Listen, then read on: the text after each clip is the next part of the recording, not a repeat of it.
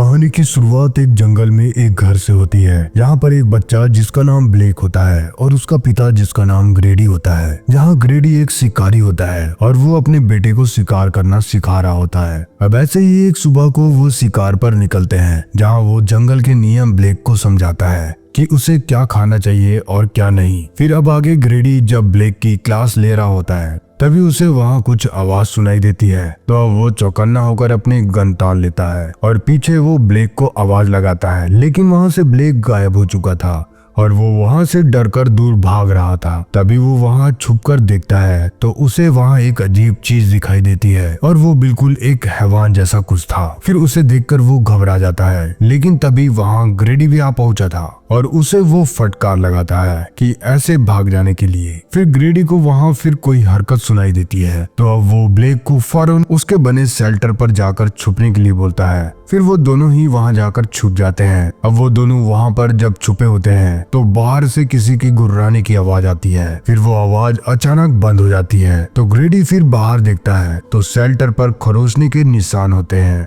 और सामने एक जानवर का उसने शिकार किया हुआ था।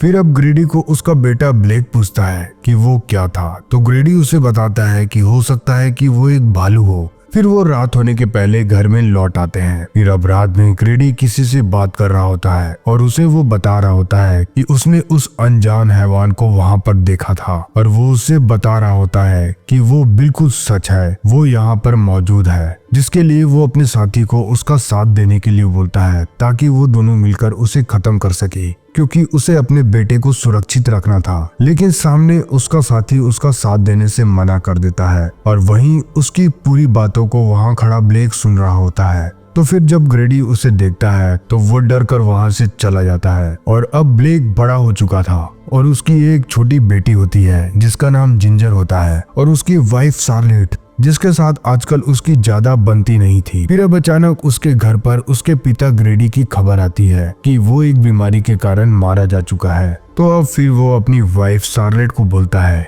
कि वो अपने पिता के घर जा रहा है और वो चाहता है कि वो और उसकी बेटी भी उसके साथ चले। और वो शार्लेट को बताता है कि वहां जाकर वो कुछ समय एक साथ बिताएंगे ताकि उनके बीच का रिश्ता सुधर सके। फिर अब वो सभी मिलकर एक साथ ब्लेक के पिता के यहाँ जाने लगते हैं, लेकिन फिर अब ब्लेक देखता है कि आगे जाने का रास्ता बंद था। फिर अब वहीं पर एक शख्स जिसका नाम डेरेक होता है और वो वहीं का रहने वाला होता है, जो ब्लेक को अच्छे से जानता था और ब्लेक भी उसे अच्छे से जानता था क्योंकि वो उसके बचपन का दोस्त होता है। फिर अब डेरेक उन्हें आगे उसके पिता के घर तक छोड़ने के लिए उनके साथ जाता है। फिर अब रास्ते में ब्लेक अपना इंट्रोडक्शन देता है कि वो एक राइटर है और शार्लेट बताती है कि वो एक जर्नलिस्ट है। और अचानक ही बातें करते हुए उनके सामने बहुत ही अजीब सी चीज आ जाती है और उनका ट्रक का बैलेंस बिगड़ जाता है और ट्रक जाकर एक खाई से होते हुए एक पेड़ पर जाकर लटक जाता है। लेकिन वहां पर सभी सही सलामत बच गए थे।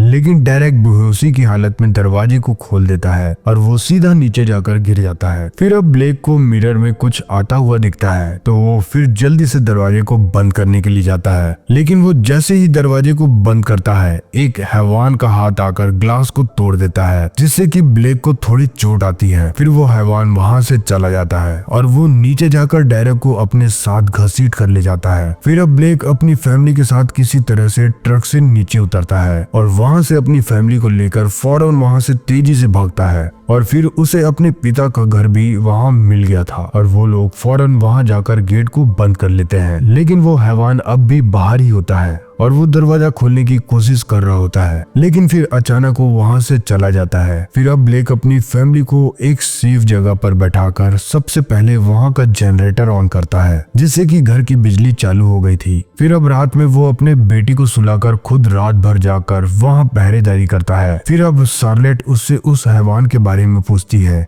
कि आखिर वो क्या चीज थी, तो ब्लेक उसे बताता है कि उसने उसे देखा था तो वो एक जानवर जैसा लग रहा था, लेकिन वो अपने दोनों पैरों पर खड़ा हुआ था और वो भी नहीं जानता था कि आखिर वो क्या चीज थी। फिर आगे अब ब्लेक बड़ी सी अलमारी लेकर दरवाजे को बंद करने के लिए वहां गेट पर लगा देता है ताकि वो हैवान दरवाजा तोड़कर अंदर ना आ सके। फिर अब ब्लेक नीचे बेसमेंट में जाकर अपने पिता के रेडियो ट्रांसमिशन से किसी को मदद बुलाने का ट्राई करता है, लेकिन उसका कोई भी जवाब नहीं दे रहा होता है। फिर वहां पर आगे एक फ्रीजर में मांस लटका हुआ दिखाई देता है और वहां पर फिर उसे कुछ खाने के लिए फ्रूट भी मिल गया था, लेकिन फिर उसे खाते हुए उसके मुंह में उसे बहुत ज्यादा दर्द होता है। तो वो देखता है कि उसका एक दांत टूटकर उसके हाथ में आ चुका था। फिर उसकी वाइफ देखती है कि उसके हाथों पर भी बहुत बड़ा जख्म होता है, जो कि उस ट्रक से मिरर टूटते हुए लगा था। फिर वो उसकी मरहम पट्टी करती है और उन दोनों को लगता है कि उस ट्रक की खिड़की टूटने की वजह से ही ये हुआ होगा। फिर अब आगे उसकी बेटी और उसकी वाइफ बहुत ही ज्यादा घबराए हुए थे, लेकिन वहाँ ब्लेक बोलता है कि डरने की जरूरत नहीं है, वो सब कुछ ठीक कर देगा। और वो रात भर दरवाजे को सील करने में लगा रहता है। फिर अचानक से काम करते हुए उसके हाथ में चोट लग जाती है, जिसके बाद वो जख्म को साफ करने जाता है। लेकिन फिर अचानक ही उसे ऊपर से किसी की चलने की आवाज सुनाई देती है और फिर वो धीरे से जाकर देखता है तो वहाँ एक रूम के अलमीरा में एक छोटी सी मकड़ी चल रही होती है और उसके चलने की आवाज ही उसे सुनाई दे रही होती है। फिर उसे नीचे से भी कुछ आवाज सुनाई देती है, तो वो अपनी वाइफ को शांत रहने के लिए बोलकर वहाँ देखने जाता है किचन की ओर के दरवाजे की तरफ। तभी वहाँ नीचे से उसे वो हैवान पकड़ लेता है और उसे खींचने लगता है। फिर शार्लेट उस हैवान पर हमला करती है, जिसके बाद वो ब्लेक को छोड़ देता है। लेकिन अब ब्लेक वहाँ मानो अलग ही दुनिया में था और उसके चारों ओर अंधेरा छा जाता है। फिर अब ब्लेक की तबीयत ठीक नहीं होती है तो वो आराम करता है, लेकिन अब उसे कुछ आवाज सुनाई देती है। तो वो नीचे बेसमेंट की ओर जाता है, जहाँ पर उसकी वाइफ वहाँ रेडियो के जरिए हेल्प मांग रही होती है। लेकिन वहीं ब्लेक को शार्लेट की आवाज बहुत ही अजीब और अनक्लियर सुनाई देती है। और वहीं हम देखते हैं कि जहाँ ब्लेक शार्लेट को बहुत ही साफ साफ देख रहा होता है, वहीं शार्लेट के सामने बिल्कुल अंधेरा होता है, जिसमें बड़ी मुश्किल से शार्लेट ब्लेक को देख पा रही होती है। और अब ब्लेक के साथ हो रहे इस शारीरिक बदलाव से ये समझ आने लग गया था कि उस हैवान का असर अब ब्लेक पर होने लग गया था और वो भी उसी की तरह बनते जा रहा था। खैर आगे अब शार्लेट को ब्लेक कुछ बोलने की कोशिश कर रहा होता है, लेकिन वो कुछ भी बोल नहीं पा रहा था और यहाँ तक कि उसका पेशाब भी निकल गया था वहीं खड़े खड़े। फिर अब आगे उसकी बेटी भी ब्लेक को देखकर थोड़ा डरने लग गई थी। फिर अब ब्लेक देखता है कि उसके बाल भी झड़ने लग गए हैं। फिर अब क्योंकि ब्लेक बोल नहीं पा रहा होता है तो शार्लेट अब उसे लिख कर बताने के लिए बोलती है कि उसे वो बताए कि उसके साथ आखिर क्या हो रहा है। तो अब ब्लेक उसमें लिखता है कि वो मर रहा है। अब वहीं ब्लेक शार्लेट को बिल्कुल ही अलग दृष्टि से देख रहा होता है, जहाँ उसे शार्लेट और जिंजर दोनों ही चमकदार और बिल्कुल साफ दिख रहे होते हैं, लेकिन वो उन दोनों की आवाज को नहीं समझ पा रहा होता है। फिर अब शार्लेट उसके जख्मों को देखती है, जो कि बिल्कुल गहरा हो चुका था और ऐसे लग रहा था जैसे उसका मांस गल रहा हो। फिर अब अचानक ब्लेक अपने जख्मों को खरोच कर खाने लग जाता है, जैसे वो मांस का भूखा हो, जिसके बाद वो खुद भी सोचता है कि आखिर वो ये क्या कर रहा है। फिर अब उसकी वाइफ शार्लेट अब फैसला लेती है कि वो वहां से निकल जाएंगे और वो फिर बाहर एक खड़ी हुई कार को देखती है, लेकिन फिर वो कार चालू नहीं होती है तो शार्लेट उसे चालू करने के लिए बैटरी का यूज करती है। वहीं अब ब्लेक का चेहरा पूरा हैवान जैसे दिखने लग गया था। खैर अब आगे शार्लेट कार को चालू कर देती है और फिर वो कार को वहां से लेकर निकलने ही लगती है कि वो दूसरा हैवान भी वहां आ पहुंचा था। फिर अब उसे बचने के लिए सभी अब वहां एक फार्मिंग छत पर जाकर बैठ जाते हैं। फिर अब वो हैवान जो कि बिल्कुल किसी भेड़िया मानव की तरह दिख रहा होता है, वो वहां की छत को फाड़ने लगता है। लेकिन फिर अब ब्लेक ये समझ चुका था कि वो यहाँ से बचकर नहीं निकल पाएंगे, इसलिए वो अपनी फैमिली को बचाने के लिए उस हैवान को अपने पीछे लगा देता है और फिर वो दोनों वहां से बचकर घर की ओर भागकर दरवाजे को बंद कर देते हैं। जिसके बाद अब शार्लेट थोड़ी देर बाद गेट को खोलती है तो वहां से ब्लेक अंदर आता है। फिर अब ब्लेक पूरी तरीके से एक हैवान की तरह बन चुका था, पर फिर भी उसे उसकी फैमिली याद होती है, इसलिए वो जब बेकाबू होता है तो वो खुद ही फैसला ले लेता है कि वो घर से बाहर निकल जाएगा। पर जैसे ही वो बाहर निकलने लगता है वो दूसरा हैवान आकर उस पर हमला कर देता है और फिर दोनों में काफी ज्यादा जोरदार लड़ाई होती है। लेकिन फिर ब्लेक उस हैवान को जान से मार देता है, लेकिन अब उसे पता चलता है कि जिसको उसने मारा है वो उसी का पिता होता है, जो कि काफी पहले उसी की तरह एक हैवान या भेड़िया मानव बन चुका था।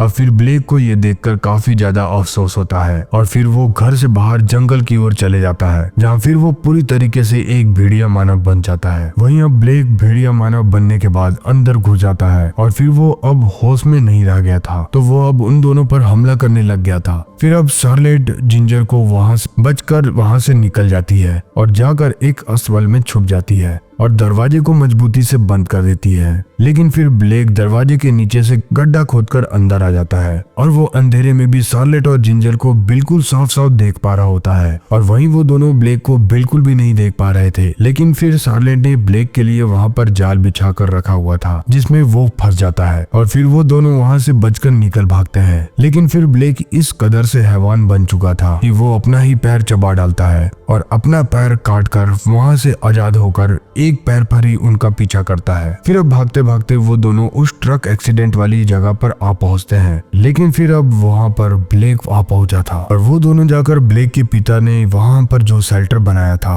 वहाँ पर वो जाकर दोनों छुप जाते हैं। फिर अब वहाँ पर ब्लेक आ पहुंचा था और शार्लेट उस पर गन तान कर खड़ी हो जाती है, लेकिन वो उस पर गोली नहीं चला पा रही थी और ना ही ब्लेक भी उन पर हमला कर रहा था। फिर अब जिंजर ब्लेक को समझ जाती है और वो अपनी मॉम शार्लेट से बोलती है कि वो कह रहा है कि उसे मार दे। फिर अब ब्लेक जोर से गुर्राता है तो शार्लेट अब गोली चला देती है और फिर ब्लेक अब वहीं खत्म हो जाता है। फिर अब वो दोनों वहाँ निकल जाते हैं अपने घर वापसी की ओर और यहीं ये कहानी खत्म हो जाती है। और अगर ये कहानी आपको अच्छी लगी हो तो लाइक एंड कमेंट कर जरूर बताएं और चैनल को सब्सक्राइब करना ना भूलें, क्योंकि ऐसी कहानियां यहाँ आपको हमेशा मिलती रहेगी।